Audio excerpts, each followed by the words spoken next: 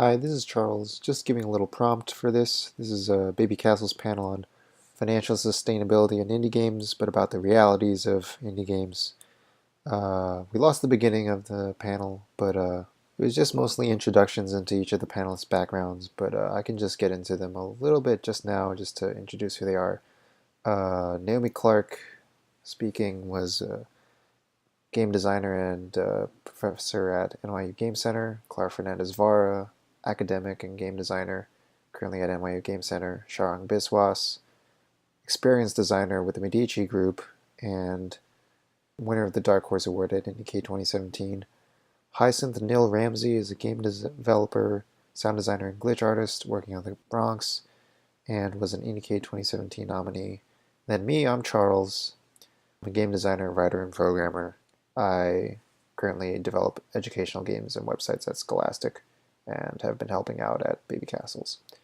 So we did the introductions, and then we got to our first question, which was asking about indie games in 2017. It's a very crowded market, and some would say it's a boom-bust cycle, some would say we're in the end state, some would say it's never going back, and I gave a quote by Jeff Vogel of Spiderweb Software saying, making indie games is like starting an indie band, but in the bad way. So I gave the question, what's your reaction to this environment? Is this a bump in the road? Is there no going back? And what's the way forward as an industry and as an individual artist? And Sharang, we're starting in the middle of his answer to this question. Please enjoy. Every other artistic practice has the same problem where there are like gatekeepers to financial success. What you define success, we're not going to get into that, but like traditional markers of success by Max Weber or whatever, like success is partly determined by the quality of the work, and very much so determined by who you know who is willing to tell people that your work is high quality, and partly by this like confluence of random circumstance that gets your work seen in the right place by the right people, right? Like if you went to Yale School of Art for painting, you are much more likely to get gallery shows than if you taught yourself painting, even if you are a genius at painting. And I think that's the same thing with games. So I started making games, like I said, in a little bit in undergrad, mainly in grad school. And the game of mine that got the most attention and has now been like galleries are like, oh, we want to show you a game in our gallery, I made in 3 hours when I was tired of writing an article. Like I was writing a review and I'm like, I'm going to pause because this review is bad right now. There's a contest for a 200-word game. I'm going to give myself a challenge and write one in 3 hours. And I did. And then someone saw it. And then someone forwarded it to the Indiecade jury. And then I won. And I'm like, this is incredibly unreal, especially looking when I was at Indiecade at some of the other games around me, right? Like I don't just mean the super high-tech games. Like Sign by Thorny Games is a game where you play deaf Nicaraguan children inventing sign language. It is one of the most intelligent and amazing games I've ever played. It is a role-playing game, so similar to mine. And I'm like, that is a way more intelligent game than mine, which is like, I want to make a game about eating because I really like eating. So I want to make a game about things I like, right? And it was I'm not going to say my game was awful. I think it's actually pretty good, but there are all these random circumstances that led to it winning this award, and people are now noticing me, oh, you're actually smart, perhaps. I'm like, thanks. And so I think because of that, if you want success in your indie game, you probably have to do the same thing that other artists do, unless you're employed by a university or you are fortunate enough to get, things like that. You will have to probably work another job. I work a full-time job. It happens to be a very lucrative job, but I still work another job. And you have to push your game towards those gatekeepers. So I submit my games to magazines, and I submit my things, even my interactive fiction. I found this magazine, and I'm like, hey, you publish interactive fiction, please publish mine. And I have to try and do that to get it noticed because it is sad. Otherwise, the only people who play my game are my sister. My mom will not. But she's like, oh, I'm too old for that. I'm like, really? Really? But my sister and my husband, right? So I think it's hard and sad, and I don't know what to do about it. I'm glad Clara is much more optimistic than me. But hopefully Good things will happen. Let's just end with that. Hopefully good things will happen.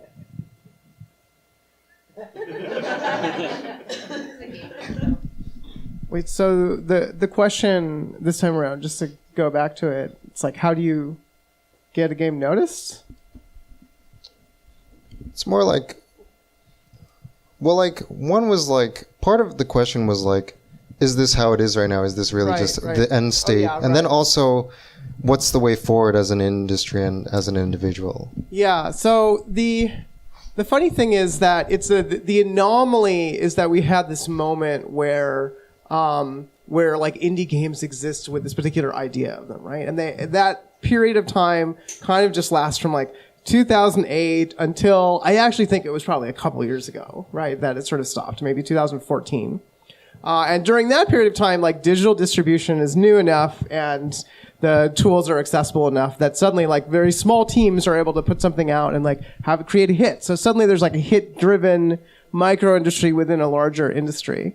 So that, I think, is a blip that is not just going to continue to sustain in the same way, in part because there are all of these parasitic systems that cropped up to try and, like, suck the blood out of that as quickly as possible, right? So, and that's, it's definitely Steam and the App Store and Twitch and YouTube, all kind of like, are ticks just sucking the blood off of that, because they're not really doing anything except distributing files, when you get down to it. Maybe doing a little rights management and stuff like that. And then they're, but they sit back and take, a cut, which is why Valve no longer makes games, right? They don't have to.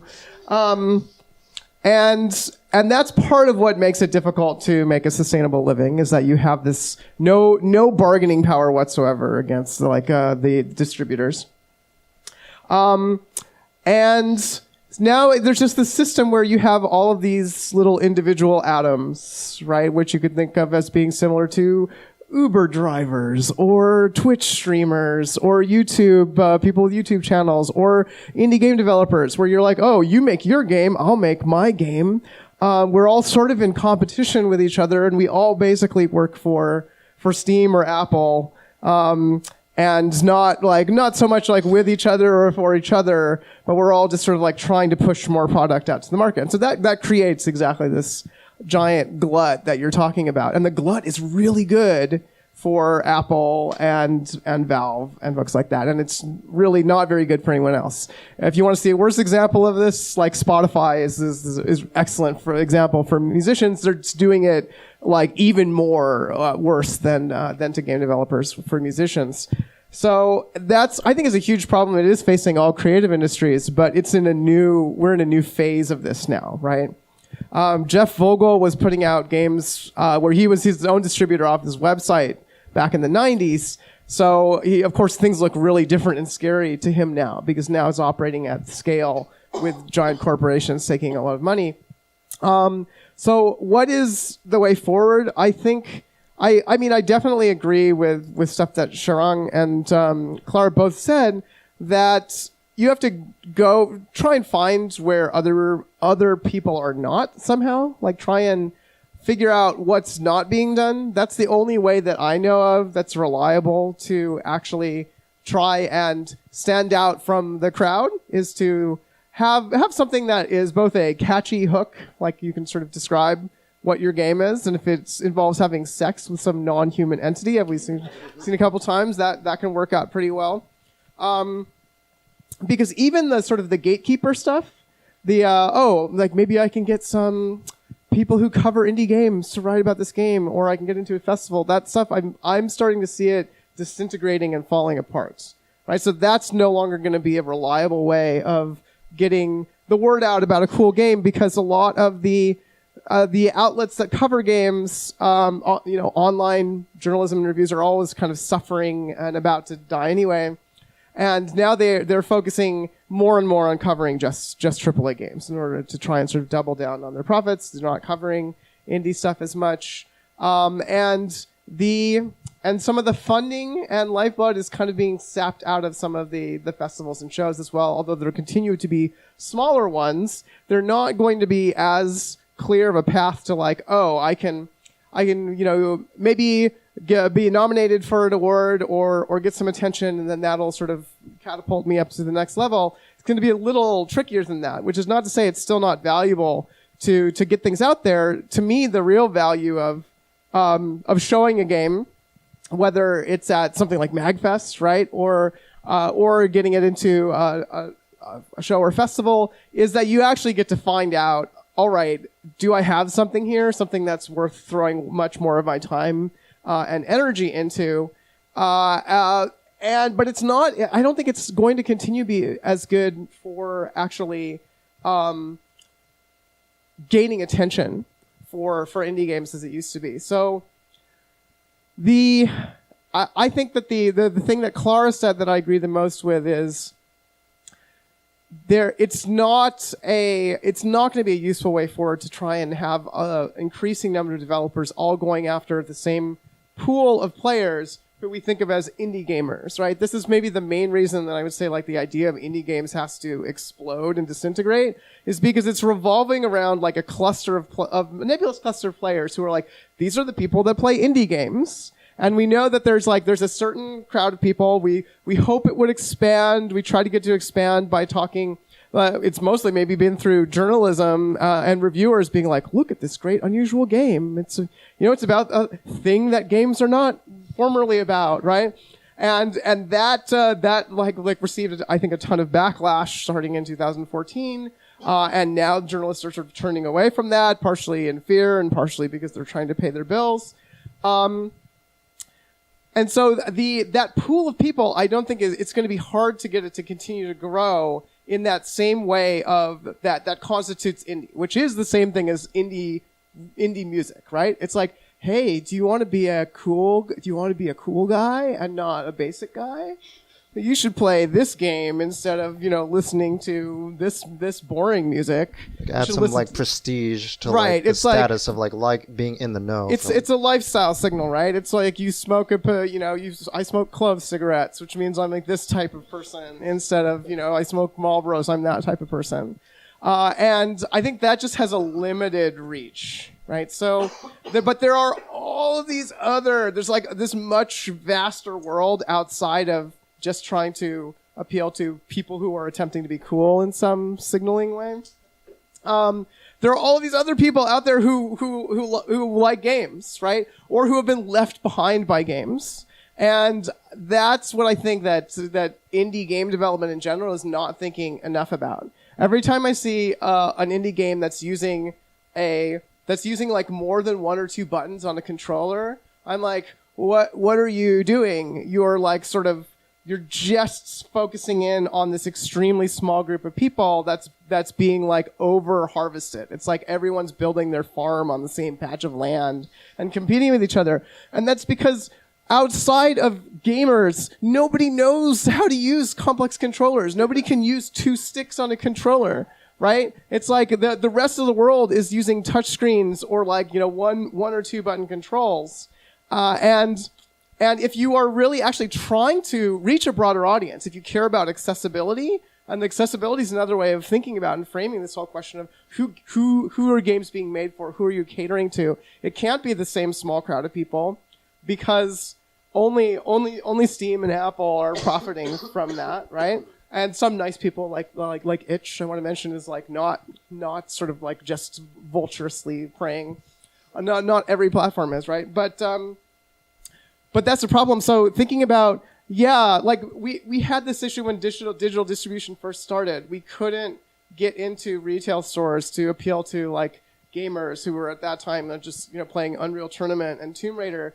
But digital distribution made it possible for us to reach all of these other people, like people who were just playing with a single mouse click on their PC after they got home from work, who didn't think of themselves as gamers. And those were the first games that were really distributed and sold online were for that crowd, right? Then the rest of the game industry caught up to that in a major way over the next decade or so. And now digital distribution is the main way that all games are sold. But there are going to be other kinds of opportunities to sort of squeeze into the cracks, right? Mobile gaming should be that kind of space, but was already pre-captured by Apple. So I think that the real problem that I think requires a little bit of creative thinking is how do we reach all the people that aren't playing games right now? Like, how do you find them? How do you get them to try a game? How do you convince them to be like, no, this isn't going to be another bad, hostile thing to you like all of these other games in the past. It's okay, you can try this, right? And mobile games and casual games have done a lot of work to sort of crack that open, but right now, like those places are kind of moribund when it comes to like interesting artistic work, and they don't have to be. But it's an unsolved problem there. I think a lot of it maybe is a sort of a marketing problem, and it's hard to figure out exactly how to solve those kind of communication and visibility problems without a lot of money. But I think there are potentially ways of doing that too, especially if people think collectively. Cool. So, we have a I just wanted to add something in that, like, it's very interesting that mobile games could be the most accessible and reach the broadest audience of any sort of game, basically, because, like, you know, look at something like Flappy Bird. You know how to play that game as soon as you pick up a phone, right? But also have developed the most predatory systems to prey on that audience, which is another sort of positive feedback loop that has the potential to keep a lot of people away, I think. Something else. I think that was really interesting what you were saying, because like this broadening this audience, because I feel a lot of people like game-like things and don't think they like games. So I was at the Immersive Design Summit in San Francisco this weekend, and there were all these the people who created Sleep No More, Punch Drunk, and the people who created Then She Fell, and all the big name immersive theater shows were there. At one point I mentioned LARP, and everyone was like, what? And I'm like, you know that LARP has done everything you've been talking about already, right? But with lower budgets. So like those people like that. I've shown different performance-based games in like 3 different galleries now, and they were like art galleries, and people are like, what? You showed a game in a gallery? I'm like, yeah, it was a performance game. And so all these people who are into like performance art, I'm not saying that's a very diverse crowd. There are problems in that field as well, but it is adding diversity to the current like gamer overfarmed market. And I think a lot of people like game-like things. They just, because I think in some circles there's still connotations around the word game. I mean, even though we'd like to think now we're in the post that era, we're not. I feel like as Naomi was saying, like there is this, you know, gamer identity that a lot of games are developed targeting, right? So like we don't, that, you know, that's the basis for a lot of the problems in the game space, is this idea of this, you know, this thing where the media that I could consume is part of me, and that is like, you know, we're all, not us necessarily, but like us as an industry are still very much harvesting that, right? That tribalism almost with their identity. Something really quick. I always tell the story that when I say that I work in games and I'm meeting somebody new, a lot of the time, especially from women, unfortunately, the reaction is like, "Oh, I don't play games," and it's kind of like this kind of like face of disgust. Which is like, if you are a filmmaker and somebody tells you like, "Oh, I don't watch movies," like you will not get that. But then this happened to me. Like I went to like this meetup or whatever, and this one's like, "Oh, I don't play games," and then I started playing Candy Crush in the elevator. I'm like, "That's a game." Like, nobody's in my phone. It's like, but that's a game too. And like, there's this thing where like it doesn't register because it's what they play. So I think that part of the challenge is exactly that. It's like that a lot of the games industry is catered to people like people who make them, and realizing like, no, everybody plays games.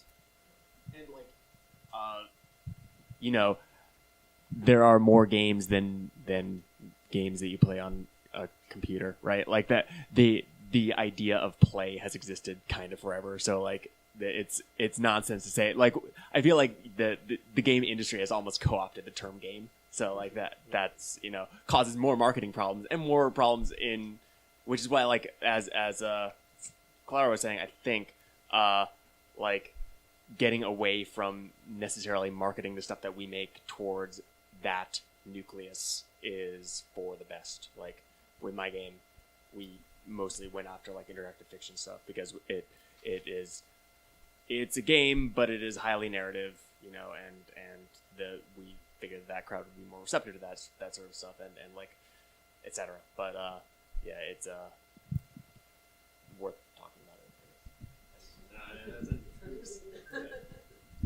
Cool. That was a very rich set of responses to one question. Cool. All right. So in response to that, there's the talk of the overharvesting the gamer audience and quote unquote gamer audience.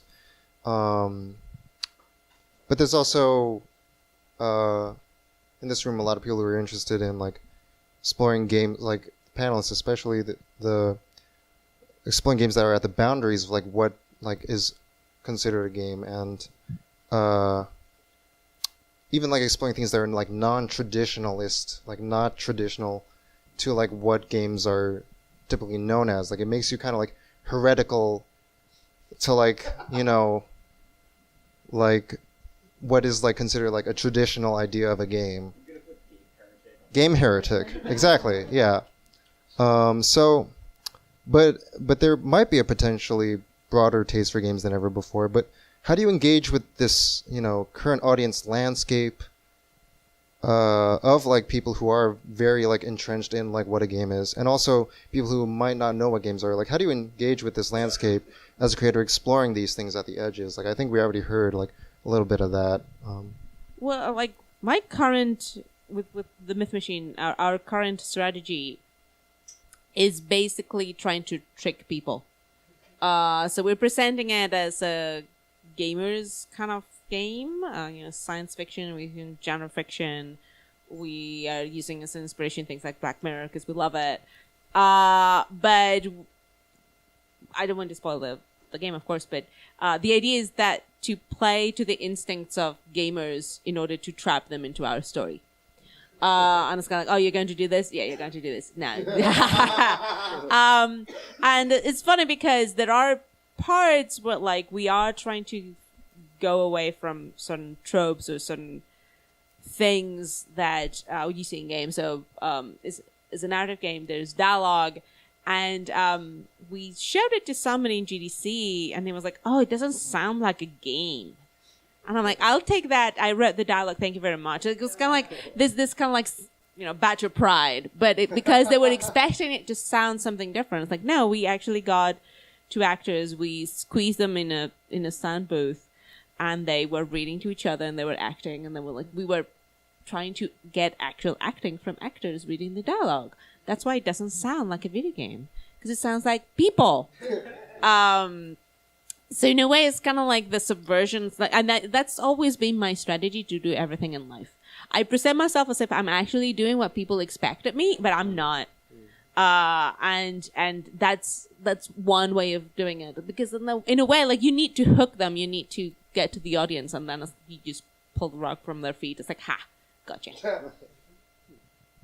I feel like we almost did the inverse, where like the game doesn't look like a game in the traditional sense, but it is like playing off of stuff that gamers like, but also things that other people like. Like my sort of logline for it is that it's a game about computers and identity and the end of the world, which like people are interested in that, and then they start playing it and they're like, oh, this is actually really interesting, and I want to do it again. You know, so I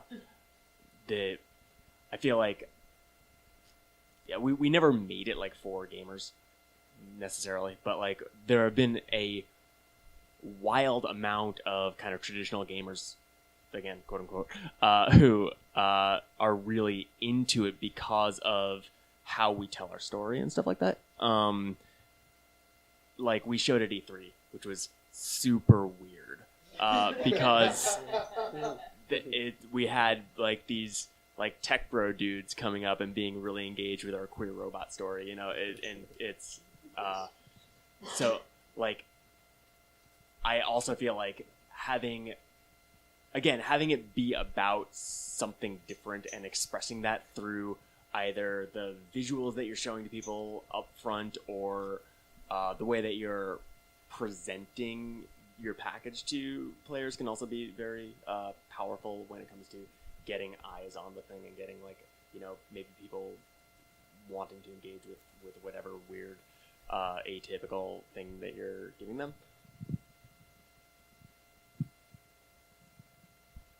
Naomi, do you have anything to say, or? Yep. Oh, sure. Yeah, you think. Okay. Yeah, I also had the thought that about this kind of like the inverse of the sneaky strategy that Clara mentioned. I found it useful a lot in recent years to think about who is not the audience for a game. Like, okay, you're the anti-audience, which means I want you to react poorly to what I'm designing. And actually, I think that's almost as valuable as knowing who you're designing something for, because it also just puts parameters around what you're designing. That's the most useful thing about knowing what your audience is, right? It's not that like, oh, I'm going to make you happy. It's actually that it enables you to do creative work, right? So knowing like who you are not trying to satisfy or please is important too. And people who like worry about like whether something is a game or not, they're such a perfect anti-audience to have, right? To like not care about them at all, because they're also like the least likely to want to invest their money and time into anything that's not sort of hewing to like a traditional boundary. I do think there's actually been a lot of great work that has tricked those folks, like from Spec Ops: The Line to like, I don't even, even BioShock or Stanley Parable, and maybe like you're sort of thinking about Myth Machine as being like in the vein of those. It does make me a little scared for you, right? Like when your game comes out, I'm going to be like, oh, it'll better monitor some keywords just to make sure that nobody's trying to dox Clara or something, because that's like, people are talking about that as the hidden cost of game development, or not so hidden often, is like putting up with people who have any level from mild and time wasting to like incredibly violent and horrible, just like random useless criticism and comments and abuse and harassment for you, right? Like who needs it? All you need to know is like, oh, good, you didn't like my game, that's great, right? And then like move on. I think I think I overdid it in my last game, which is worth noting, because I'm very much a systems-y game designer. So I make games that in some ways, like underneath the hood, I have a lot of traditional game design elements to them. And that's true of Conceptual as well, but it doesn't look like, kind of like what Heisen was saying, it doesn't look like it's going to be that kind of game. It presents itself as like, oh, this is a cooperative game. There's no way to win that you're playing, and it's about having sex. So it's like pretty different than what you've done before. And then I got all these comments from people who were like, oh, like I sat down and played this game where I sort of looked at how it's played, I read the rules, and it's actually a game. And I'm like, yeah, I didn't want you to be that surprised about that. And yeah, so then I got these, reviews and testimonials from people too that were like, no, seriously, it is a game. It's actually, it's got some real game in there. Like I had presented it like it was a Twinkie or something, right? And then it was like, but it has nutritional value. It's shocking, which people are excited by. But I guess, yeah, there are a lot of interesting lessons in there, I think, about like how you package and present stuff, like who that signals that it's for. Who's going to sort of pick it up, maybe like in reaction to this kind of, or these orthodox notions, or because they know that like standard games are not for them, or it's not their cup of tea anymore. They want something different. But yeah, I am hopeful on this front that maybe we're moving towards a state where these like, what is it? The thesis and the antithesis are like going to collide into a synthesis of some sort, where we're not like, okay, it's not just like games, and then the mysterious other, which is anything with pink hair and sex in it, or something like that, right? Yeah, but that these things like they're not mutually exclusive, and I think we're seeing more work that sort of like is ripping the best guts out of older traditions without having to sort of bring along all of the baggage and toxicity. Yeah, so we might as well, as we're crumbling pieces of the old world, just sort of like salvage and take what we think is interesting from it. So I think I might be taking a long-term view of this, because I do it by just talking about weird games a lot. So when I teach, for example, a lot of my examples are always like, okay, there's this weird game about, I don't know, deaf Nicaraguan children, right? Or things like that. Or when I lecture, I'm like, okay, let me tell you about a LARP where I was in leather for a week pretending to be a gay man dying of AIDS, right? And like, I think those conversations are interesting, but like that's not really solving anyone's problems except maybe 10 years from now when the 5 students I had or the 20 students I had decide, oh, we're gonna buy an indie game now because this brown dude with a hole in his eyebrow once told me to. But like I'm also like I like what Clara said because I'm a fledgling game designer, right? But I'm lucky that I've produced, I made with a design partner a game that's considered a game, right? It was published by a well-known board game company, and then I just won this Indiecade Award for this like weird tiny thing, and then I just started working on a game this dude knows, which you play on your own while making salad, right? You like scream into the ether while making salad, right? And so you would love this game. You should play test it. And so like, I think I've made a variety, and maybe that will help. And that people are like, oh, you've made games, so maybe your next thing might be a game. Let me buy it anyway, and maybe I'm tricking them that way. But I don't have as much to add to that. I'm sorry. Okay, cool. Moving on to the next question.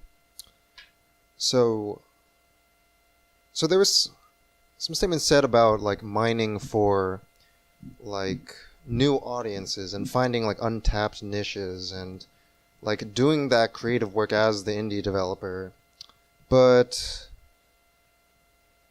then who benefits from that? Like if you're able to do it successfully, then you're able to mine what you can of that yourself. But then sometimes people will notice you doing all that work and you had that success, and then they're able to piggyback off of that success with more resources. So there's this quote from Merit Kopas from her Twine anthology, Video Games for Humans.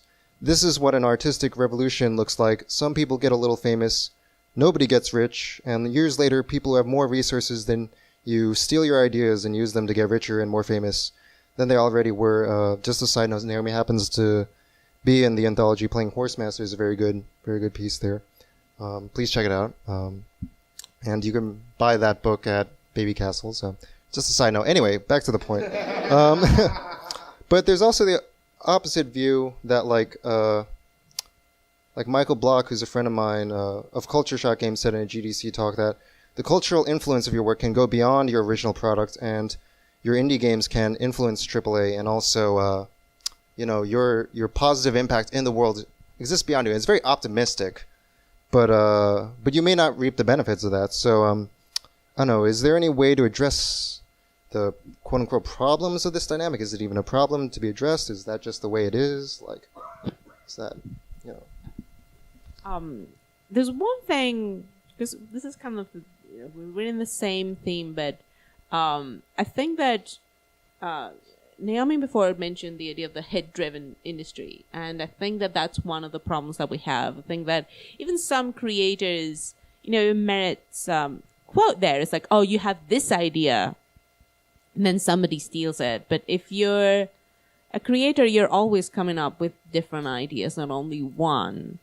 And that's also what, not that it's going to lead to sustainability, but I think that the way that we're approaching this, if you want to make a living out of making these games, is again, the problem is that it's hit driven, and we're not thinking about how is it that we can express ourselves, through the kinds of games we want to make continuously. So last summer we were really lucky to get into this incubator. It was it was an accelerator, and it was designed for startups. And our company was the only one. We were 2 companies who had more of a content product. We were working on a game, and we applied and we got into the startup accelerator. And it was meeting people who work in accelerators and like the model that they have. It was like meeting aliens. It was just like, oh my God, what are we doing here? Like, we get money, so that's awesome. So we can work in the game more. But what? And part of it is because what a startup mentality is, and there are many things that are really fucked up that I don't recommend to anybody. But one that has stuck with us is thinking, okay, you're just thinking of the game that you're making now, but what is the kinds of games that you want to make? How do you want to present yourself? You know, this kind of game that you're making, how are you going to extend it? How are you going to, iteration is something that we do in games all the time, right? I think that it's easier with smaller games to kind of like throw things out of the window and start over. But there's always a core, like when you look back, you realize, oh, I'm making games about this, or like I'm making games of this type. And I think that, for us realizing, okay, what is it that we're making? It's not the Myth Machine is games of this type, narrative games, complex worlds, complex topics, first person 3D. Okay, go. Science fiction. We go for the science fiction. So it was like thinking about that kind of model. I think that that's one thing that as artists we might be missing. And if you look at people who have been making it in a way as indie developers, like I look at, for example, Dave Gilbert with Budget Eye games, and he's figured out his niche really, really well. He makes this amazing point-and-click adventure games, old-fashioned, pixel art. He's also really good at writing. Like, he's very good at what he does, but he also has his brand and the kind of game that he makes.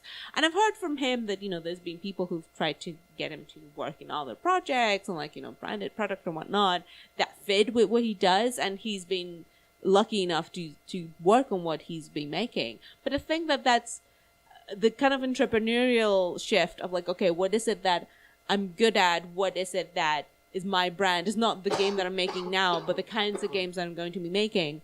Kind of like, I don't know if people are familiar with who Roger Corman is anymore. B-movie director from like late 50s. He wrote this book about, I think the title is like How I Made 100 Movies Without Ever Losing a Penny or something like that. And it's fascinating to read. Because what he did was making super cheap movies. Buying stock footage, like with nothing and a camera. And what he did was making a very cheap movie, selling it. It was, again, like for the cheap. The little money that he made, he kept some for himself, and then he reinvested it, and he used the same sets, at times even the same footage, and he made a bigger movie. And he kept kind of like reinvesting it. And if you look at the movies, if you get to watch his movies one after another, you start seeing, it's like, oh my God, that shot, there was a shot of a burning farm that he used in like 5 different movies. And, it's kind of like, and Roger Corman, he was the film school for people like, James Cameron, Joe Dante, like he was, like the person that a lot of later famous directors, like he's the one who made them. And it was because he knew what kind of movie he was making, and he was reusing things, and it was like really brilliant. And I think that in indie games we have our mentality of like, we're making this one thing, we're expressing ourselves in this one thing, without thinking like the longer term, like how are we going to reuse, how are we going to, because and I'm guilty of this too. Like I make a game and then I start over, and then I realize that I'm making games about things like memory and identity and unstable things, and it was like, oh, I'm making this game about the same themes, but I'm not reusing assets. Like maybe I should be more clever about that. So yeah, I think that that's one of the kind of things that we're missing is this kind of like thinking about style, but like the practical issues and in the long term. So this like concept of reusing is interesting to me. So I work for a consulting firm as my day job. And part of the philosophy of my firm, which focuses on innovation, is that there are very few original ideas in the world. Well, my CEO says there are no original ideas in the world, but I like to say there are very few original ideas in the world. And everything comes from intersecting and playing with older existing ideas. And so if I put something out there and then if someone else then makes something that's similar to it, on one hand, I think that's a good thing, because that means I have influenced culture, and as an artist, what does one want to do? Influence culture, right? And you can think like, all current tabletop role-playing games, all of them, are influenced by Dungeons and Dragons, right? Dungeons and Dragons was the original tabletop role-playing game. And so to say that, oh no, they're all like leeching off the success of D&D, apart from the fact that D&D makes more money than all of them put together, but you can't say that because it's become such a rich field. It became a genre and a style and a game mechanic, perhaps you could argue that, unto itself. So it makes me feel weird when you say, oh, I put a game out and then someone steals that idea. That idea now exists. You didn't patent it, and we all know there are lots of problems with the patent system already. So that's weird. On the other hand, of course, it is sad if you don't, like, if no one remembers your contribution and you remain uncredited, and it is a sad reality that happens all the time. Like, look at the most famous painters, right? Most of them, not most of them, that's a broad statement, but many of the famous ones, we think of, oh, they were not that famous in their life, or they were much less famous, and now their work is, like, way more, valuable. Now, what is value? That is another question. It's weird to me to think about, like, putting a game out there and then it's stolen, because is it really stolen? It's a difficult question. Of course, you can steal a game, though, right? Like, we see that on Steam and on the App Store, like, all the time. Like, look at how many, like, actual asset flips there are and stuff like that. I assume that's not what you're talking. Yeah. Like, I think that what Clara was saying is really interesting also, because in games we have sort of a bias against reusing the form of the thing, right? Like, you can, like, I built a lot of things where I use them over and over on the back end, but no one sees that, right? But if I was to use, like, this character model in, like, 3 things, like, I could say that as a stylistic thing, but, like, players would probably say, like, oh, you're just being lazy. Yeah. Most people don't notice that. So, but, like, that, I think that there is sort of a built-in repellence to that kind of thing. And it's something that, like, my partner, my creative partner and I have been discussing with regards to, like, this, like, what we want to do with, like, our company is, we have sort of had, like, a vision for, like, what the sorts of games that we want to make are, but it's way more thematic than it is physical. So, like, Transfers, a game that is text, looks like a DOS prompt. That was another thing, like, going kind of what Trang was saying while we were going up to launch. There were a lot of games that looked like DOS prompts coming out. And that was, like, simultaneously worrying, but also like, oh, we might be hitting onto a niche here. But, like, our next thing we're talking about, like, also sci-fi horror, but taking a different form. So I think that there are, like, a bunch of different ways that you can think about that question also, right? Yeah, I think it's interesting to consider this stuff about like who gets famous and makes money off of, like, artistic developments, especially when we're, the theme here is, like, sustainability, right? So I think that those things are kind of diametrically opposed in some way. And the form in which kind of indie games burst into existence 10 years ago it's almost anti-sustainability in every respect that I can think of.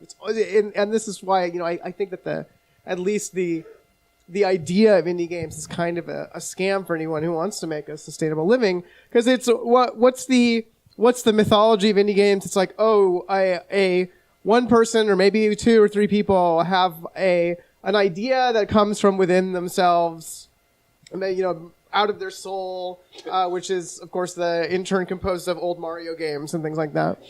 And they put it out there into the world, and because it's sort of pure and brilliant, it becomes the shining star that rises above everything else. And then those people are, like, star indie game makers. Their brilliance is recognized. People are like, oh, well, maybe you are smart after all. and then they make a ton of money, and they buy a Tesla or whatever. And That's not a sustainable model. It's just not. It's a hit-driven model. It's a model, whenever we're thinking, okay, like what's the economy where I'm embedded in right now? And if you look around at your friends and colleagues and you're like, well, most of us are going to fail at this, then you should be like, this is not a sustainable model, right? This is a shitty capitalist, like we're all competing with each other. We're pretending to be friends right now and being like, hey, yeah, I'll give your game 5 stars on the App Store. When really, like, secretly deep in my heart, if I'm trying to succeed, I actually want to, like, stab Sharang to death, right? And, like, because that's what this sort of hit-driven, like, some people are going to be the star millionaire, and then, everyone else is going to be like, hey, do you want to invest some money in my game for the rest of time? So that's the model in which, you have, like, the 1% of the people are financially successful. That makes a lot of money for platform holders. But we have to look elsewhere if we want to look for sustainability, right? And that's why I think when we talk about other audiences or niches or people who don't play games, it's like it's not going to be recognized as an artistic movement, right? Because that's defined by certain kind of gatekeeping or folks who are like, oh, well, here's something interesting I could write a think piece about. When Merritt is talking about that sort of artistic revolution moment, I think a lot of it is a complaint about how, like, the queer game scene was defined from the outside by people who wanted to turn it into a story. And and part of what she's saying is, like, it's not just like, well, it sucks that some people got recognized off this, or that AAA adopted these kinds of innovations, but that the problem in the first place is that it was heralded or recognized as a sort of artistic movement moment. And that there's something rotten baked into that idea, even though we hold it up as like, oh, we should be aspiring towards this. So I don't want to crap on the idea of movements. I think you can have a movement that, like, nobody knows about except your movement. And it's actually maybe just as powerful in some ways. And you know what was a movement was Neopets. Right? Neopets is a great example because just very recently, in the last year or two, people started writing about Neopets and how amazing it was in their childhoods, right? But up until that point, it was like, Neopets is the stupidest crap that you can imagine, right? And it's also, Neopets is incredibly sustainable, in part because I think it is kind of predatory in, like, an online game way. But, it's become more predatory. Yeah, I think sometimes when places are trying to survive, they grow extra predatory fangs. It's horrible. Yeah, exactly. So but if you think about back in the day when that was starting off as like a cruddy little web game, that influenced millions of people's childhoods, right? And it was never heralded as like, oh, this is a new artistic amazing thing, but it was doing a bunch of weird innovative things at the same time that nobody else was doing. So recognition is handed down from above for this kind of thing. It's a top-down system. It's not a bottom-up thing, and that's where we have to distinguish like a movement from what's being recognized by press or art museums as a quote movement, right? The folks who were in the queer game scene, they weren't branding themselves as a movement, right? It was done to them. And just to go off that point, you said there's something like insidious about that nature of like trying to create this narrative around the queer game scene. You're saying, yeah, and I think rotten about that. Yeah, a lot of the people in that scene were very pissed off about that, right? And really saw in it part of what led to the disintegration of that scene, which was only like around for like 2 or 3 years, was because suddenly there was all this like spotlights being shown on what they're doing and press articles and stuff like that.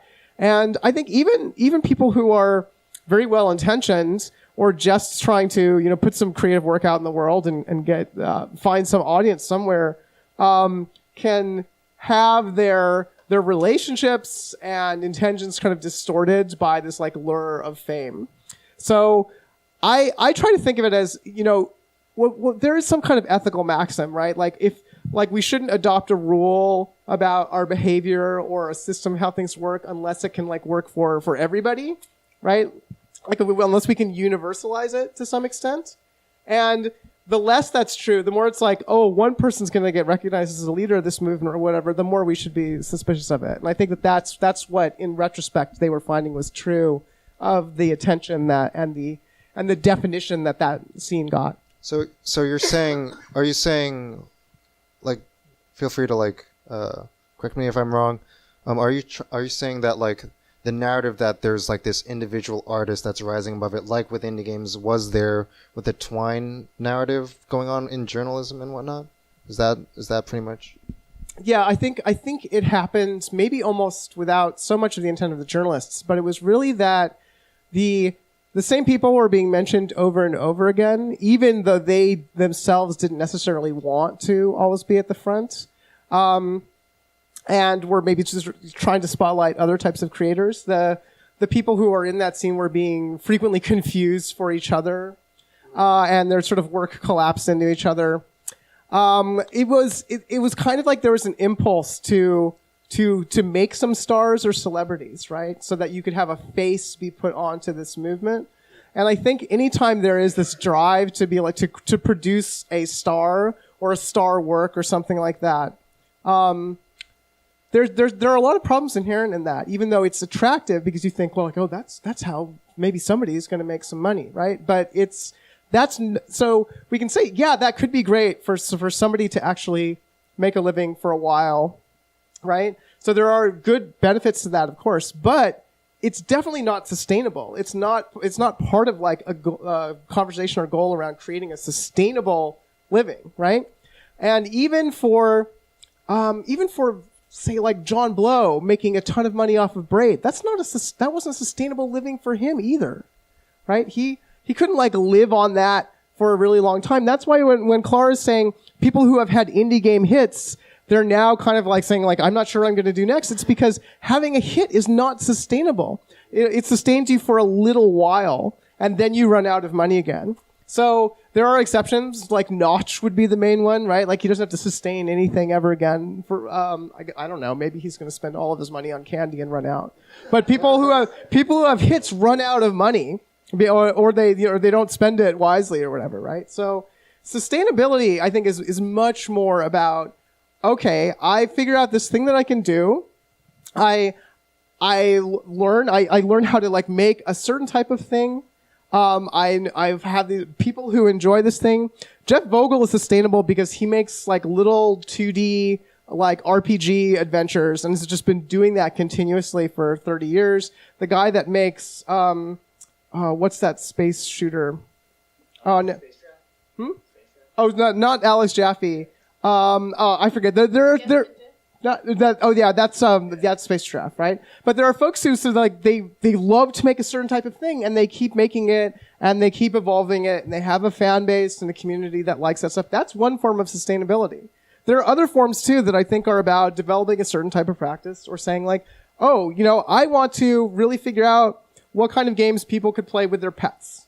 I want to figure out like what kind of games would be awesome to have in retirement homes for older people to play, as we have like a larger and larger elderly population, to battle Alzheimer's, but still be like amazing, interesting, artistic games with cool stories, right? So like, doesn't have to be all about making the same game over and over again, but it's about like doing something where you and other people potentially too can like to make a little farmstead for yourself, right? A creative practice that you can keep on doing that doesn't rely on you beating all of the colleagues or having one hit that you're basically tossing the dice because nobody that we've talked about like knew that anything was going to be a hit, right? It's just a crapshoot, right? Like Notch, John Blow, whoever, they didn't know that it was going to be successful, right? So relying on that kind of like random toss of the die just inherently isn't sustainable either. If you want a good game to play with your pet, it's a little RPG called My Werewolf Boyfriend, which you play with your dog. Oh, okay. Cool. So there's some remarks about like this narrative of like the indie star that like is like rising above everything. That I've talked to people this past year who've seemed to say that narrative is happening everywhere, like on all, pretty much all media now, and that's like its own like thing that's like trapped in with like journalists trying to find the next thing that people will click on, and it seems like the thing to sell to people now is the idea that you can make it big. Yeah, like YouTubers, right? Like YouTubers, like Snapchatters, Spotify, you know. I mean, isn't that like the American dream, though? Like, I'm not American, right? I'm maybe one day becoming an American, but I'm not American. And I think there is this, like, stardom, fame, I will be the best in this field, and I will be famous. I remember, even, like, when I was applying to college, I remember my dad was saying, it doesn't matter if you go to a famous school or not famous school, as long as you're the best in your class. And I'm like, what are you talking about? I remember my first semester in college, my mom was like, you're going to become valedictorian, right? And I'm like, no. So yeah, I think there is this, I don't know as much as people who are more well-traveled than me and have lived in more countries for longer than me. But I've lived around the world and I come from multiple cultures. And yeah, I think that is a very Western thing that is, of course, now spreading throughout the world because of the Western media spreading their tentacles all over, much like consentical. But consentical is consensually, exactly. So unlike consentical, right? Exactly. So only visually, much like, not actually. But yeah, so because of that, this like idea of this star, this idea. Is there? And I think humans do that naturally. Like cults of personality spring up all the time, everywhere. It's sad. Yeah, just to add to like that last thing, it's like also one of those things that I think sort of works in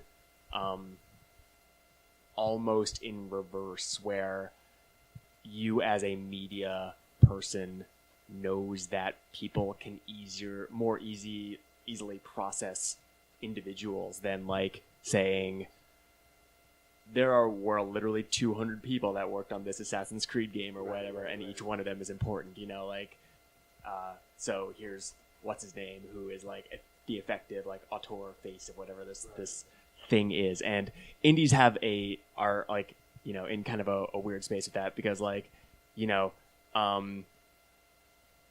lot of us make things just by ourselves, and so we can be that person without the weird baggage of that. But then but then a lot of the times we also work with other people as well who it creates this weird expectation about like what an individual can do, I think. I think that part of that is media or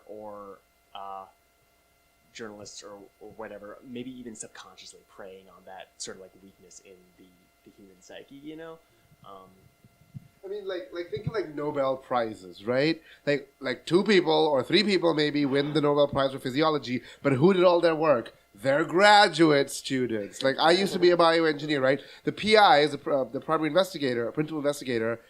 Their job is to run from grant to grant, begging for money, walk into lab, glance around. Oh, it's going well, great, right? So it's like in all fields, and like people have this thing about there must be this one brain in there that is like the Einstein of our day. I don't know. Sorry, I'm rambling. I think in games in general, it's not only indies. I think that they're looking at those molds. Like, we're perpetuating molds that already exist. So, years ago, I think it was Jason De La Rocca was like, oh, in order for games to be legitimate, we need awards. We need, like, the equivalent of the Oscars. That's why they started with the Game Developer Choice Awards. And then they're like, oh, but not everybody makes AAA games. So, like, let's have the IGF. And it's copying a model. I think that's part of that cult of personalities, because when Will Wright started to get his name on the boxes, or Sid Meier, they were basically looking at models from film. A lot of it is film, really. So I mean, even Indiecade a few years ago, like they had like the red carpet, and they had like was it LeVar Burton like the one year, and it was this kind of like, I mean, they were in LA, so they were doing all these very LA things. So this part of it comes from copying model. Like there is, unfortunately, a bit of the cinema envy thing also applies to things that are in film, because film is also teamwork. They have like huge crews, but who gets the credit?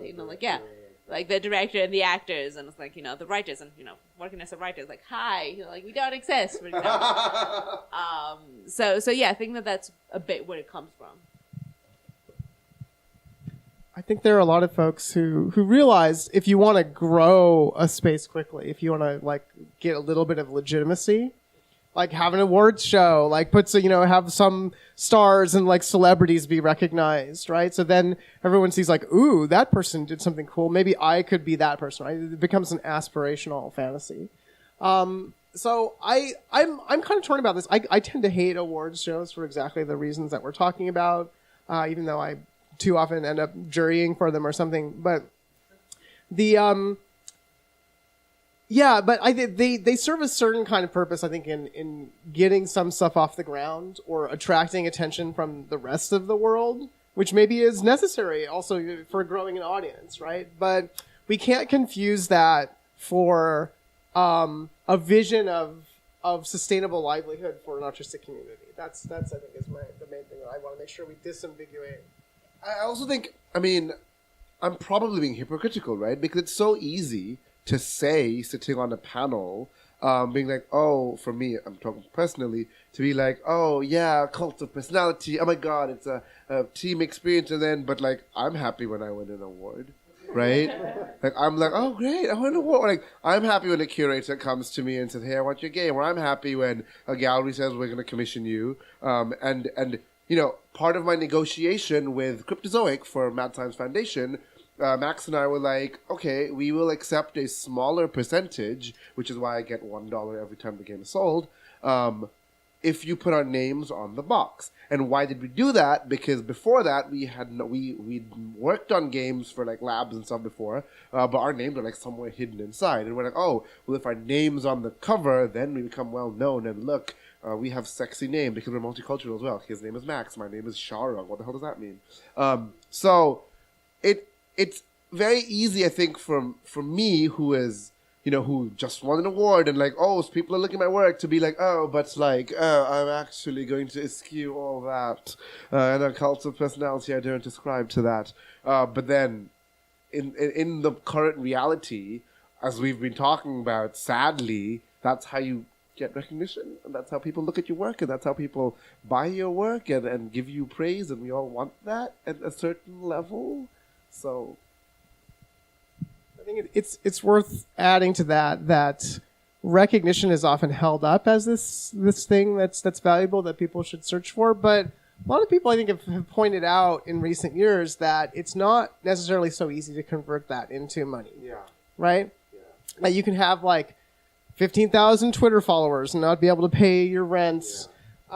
You can be winning awards, right, for a game and not be breaking even at all, right? You can have a successful Kickstarter campaign or something, right? And end up like losing money, right? You can end up in debt as a result of it. So no, it's because we live in this highly spectacular environment where like certain stars are being elevated and we're saying like, oh, look at this great success. Aren't we all excited about it? We can confuse that kind of success and recognition again for like, oh, can you actually continue to do this without starving or needing to like find another job and give up what you're doing, right? Is it actually sustainable? I think that's a lot harder. Yeah. And of course, we all know that in all media, critical praise versus popular praise versus what people are buying is very different. Come on, look at politics, right? That happens in politics even in this country. But like, so that's there too. Like, everyone can laud your game as this is the most ingenious thing, but then no one buys it because only the critics think it's amazing because you haven't marketed well. And part of that, what was that? Oh, real quick. We have 10 minutes left. Okay, cool. Part of that also comes back to, I think, the thing that we were talking about earlier with regards to like who is buying games and who is playing games and who are games made for, right? Because like there's sort of like a high-mindedness to a certain sort of criticism that's like this sort of game is breaking molds, but that's not the thing that like gamers are playing, right? So there's dissonance there also, right? Cool. So just the last question to wrap things up. There's a lot of different directions games are growing in. All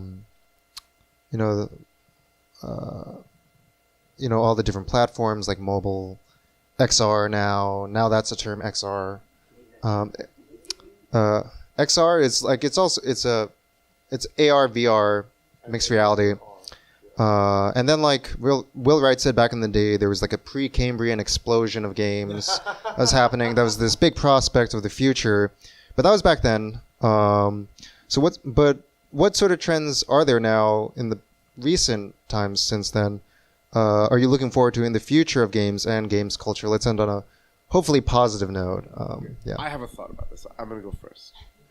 I work for a consulting firm, right? And something that we've been looking at with a lot of our clients is an idea that many of you are probably familiar with, that millennials, but that more and more millennials and newer generations are less focused on product and more focused on experience, right? There's a thing that gets floated around a lot. I'm not entirely sure about it, but that's the thing that's floated around now. But I've been seeing that a lot of these things that were considered strange before are becoming a little more mainstream. So we all have read the article in every newspaper and magazine ever that, board games are seeing a resurgence. Like, look, people are buying more board games. Journalists love keep talking about this again and again and again. The LARP world has been seeing much more happening. You can now pay $500 to go to a LARP and spend a weekend in a highly produced setting in a submarine or on a pirate ship or in an abandoned mine pretending to be on a rocky planet. Or like Poland has like the cheapest castles apparently. So all the LARPs rent out castles in Poland. And I'm like, I cannot leave this country yet. What?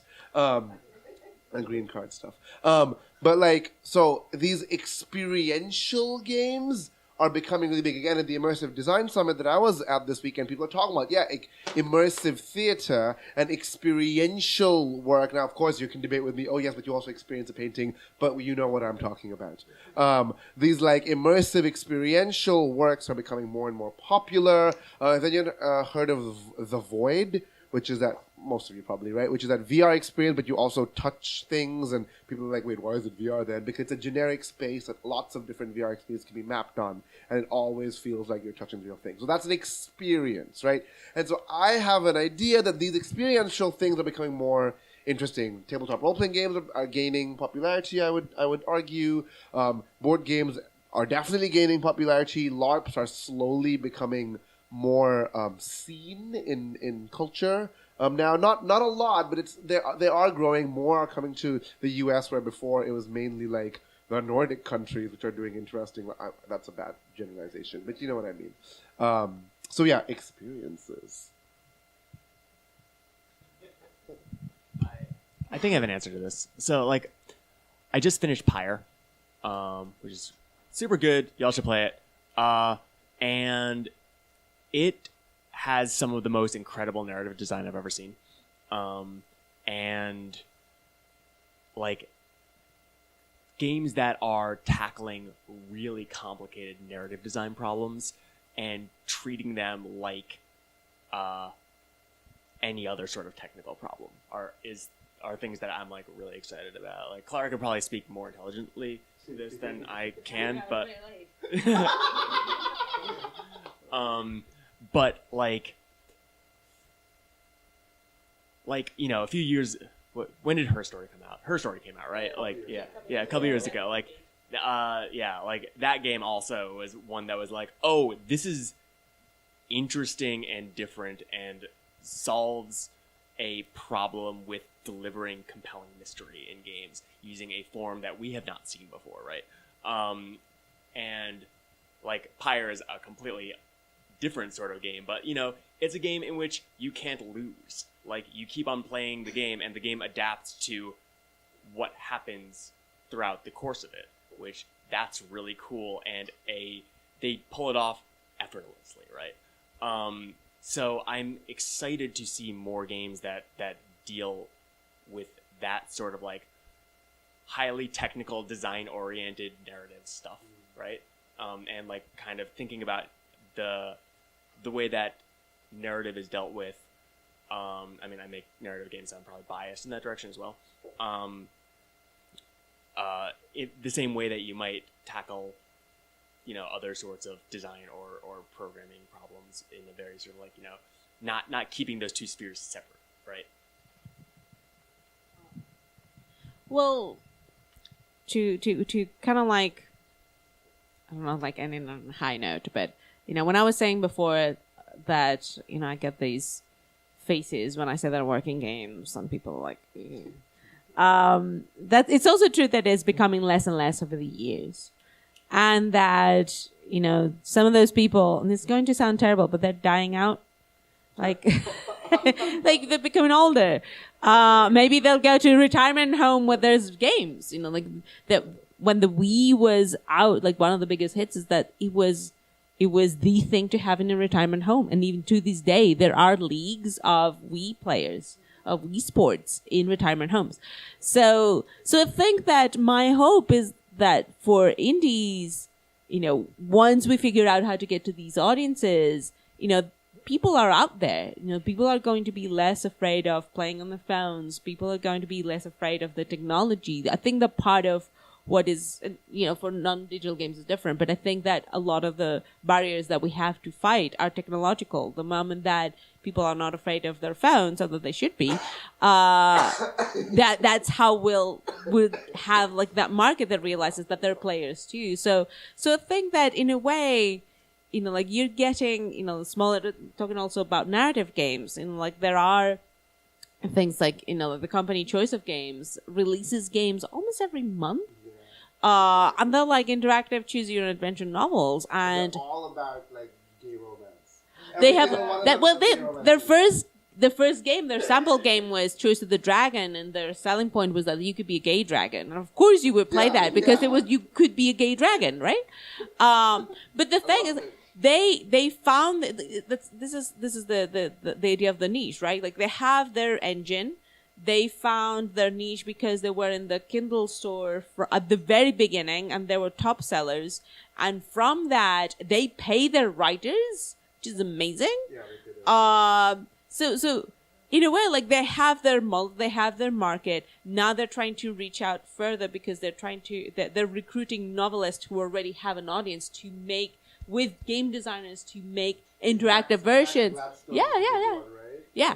So it's like they have this, and like that people are kind of, they call them games, it's Choice of Games, and yet they have an audience that's beyond that. So I think that, like hard as it is, there are already examples of what we've been talking about.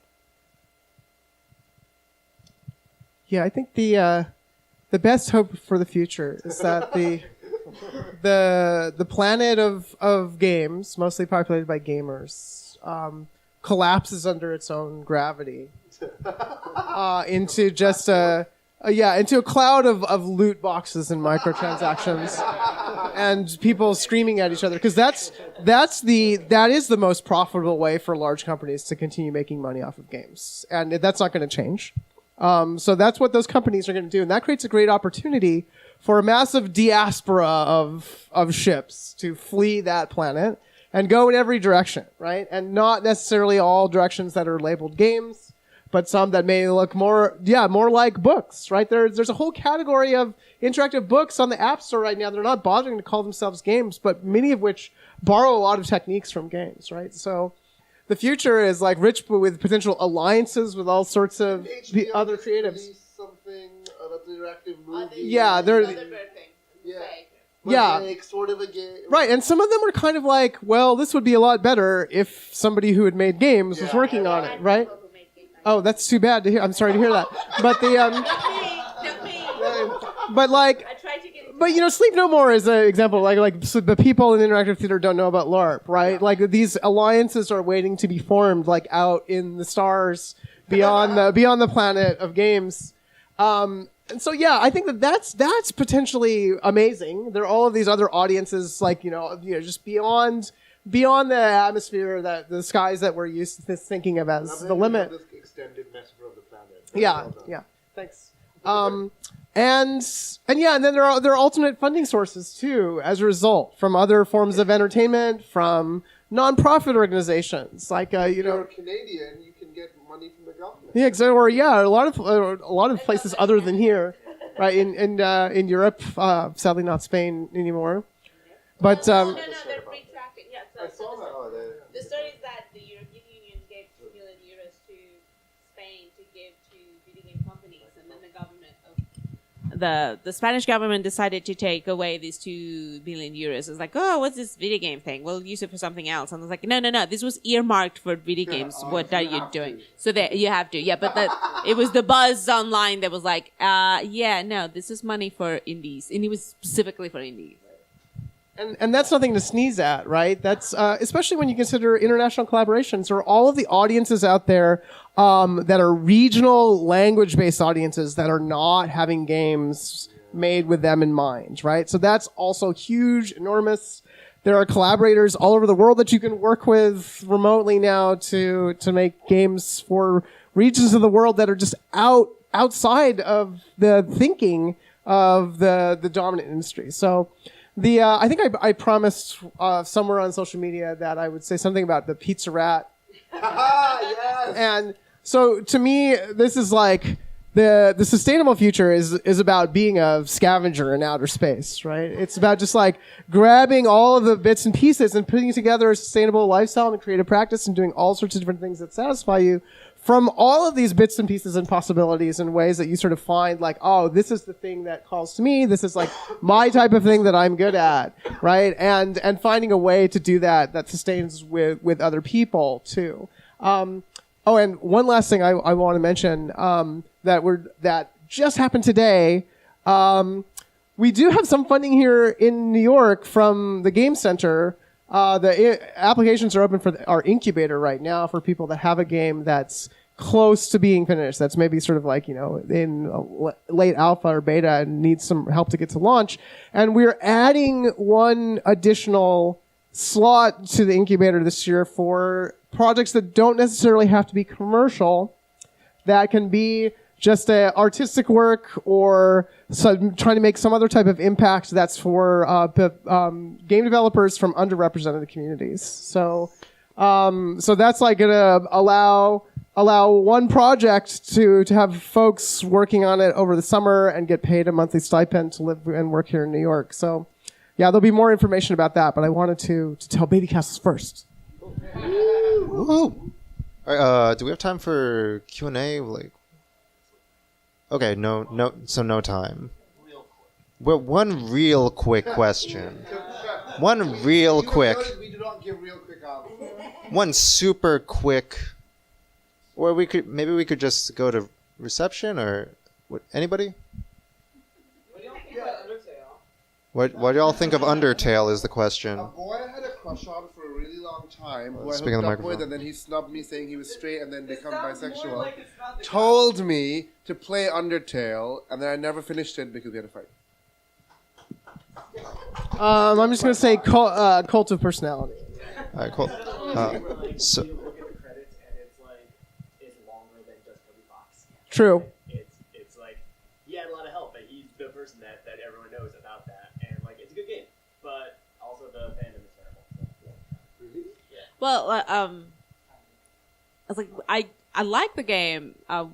We tried to reach out to Toby Fox to talk in the panel that we were talking about before, and I find it very frustrating that he's not really sharing much about his process, because I think part of the community of indies is about sharing and it's about discussing and supporting each other. So I was kind of like, it was also a very weird email. It was like one line. It was not, yeah. It's a good game. The context. all right, cool. Everybody, one more quick question. All right. Okay, Yushin.